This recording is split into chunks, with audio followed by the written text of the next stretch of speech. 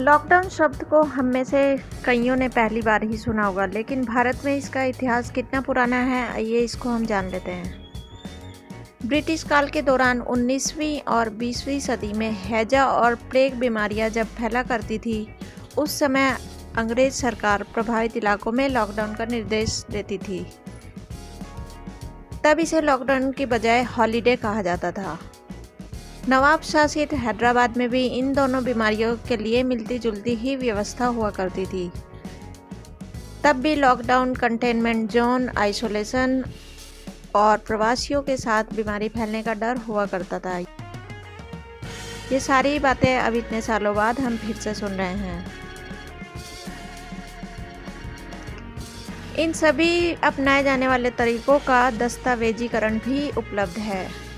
अंग्रेजों ने holiday term अपनाते हुए लोगों को क्वारंटाइन में रखा था। इसका जिक्र ब्रिटिश इंडिया के आधिकारिक record national archives of India (NAI) में दिया हुआ है। इसके अलावा ब्रिटिश इंडिया मेडिकल हिस्ट्री पर आर्काइव में भी पता चलता है कि कैसे अंग्रेजों और निजामों ने ट्रेनों और झुंड बनाकर यहाँ से वहाँ, इधर से उधर जाने वालों पर माना था कि उनसे संक्रामक बीमारियाँ फैलती हैं, खासकर हैजा। ऐसे में जैसे ही किसी खास हिस्से में बीमारी फैलने की खबर मिलती थी, उस जगह से दूसरी जगह का संपर्क लगभग काट दिया जाता था, जैसे कि आज के समय में हो रहा है।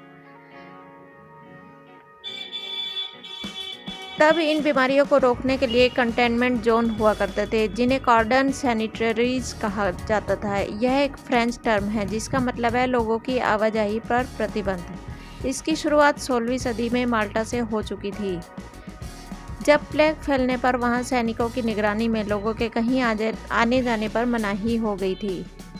ब्रिटिश इंडिया में भी लोगों को रोकने के लिए सेना का इस्तेमाल होता था। टाइम्स ऑफ इंडिया की एक रिपोर्ट के मुताबिक तब सिर्फ उन्हें ही इसमें ढील मिलती थी जिनके पास एक खास कागज होता था,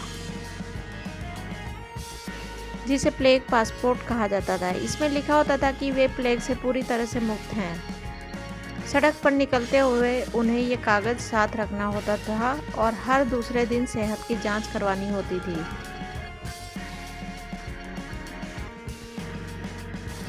साल 1897 के फाइल नंबर 120 शिमला रिकॉर्ड्स में मिलता है कि कैसे उस टाइम रणनीति बना करती थी।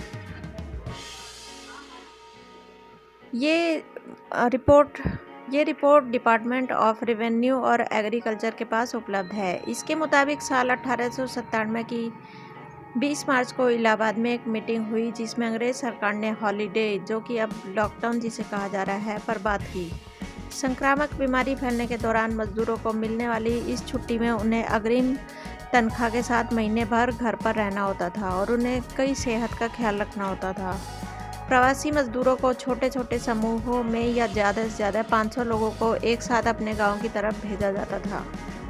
प्रवासी मजदूरों की समस्या तब भी उसी तरह थी जैसे इस वक्त दिख रही है। शहरों में काम करने के लिए आए मजदूर बड़ी संख्या में लौटे तो अपने साथ बीमारी लेकर लौटेंगे। ये देखते हुए ब्रिटिश इंडिया में अलग से हल निकाला गया। तब मजदूरों को उनके घरों के आसपास या लगभग 3 किलोमीटर के दायरे में काम दिलवाने की कोशिश होती थी। इस दौरान वे अपने इलाके से बाहर नहीं जा सकते थे। साथ ही मजदूरों को अग्रिम एडवांस दे दिया जाता था, उनके पूरे महीने की तनख्वाह।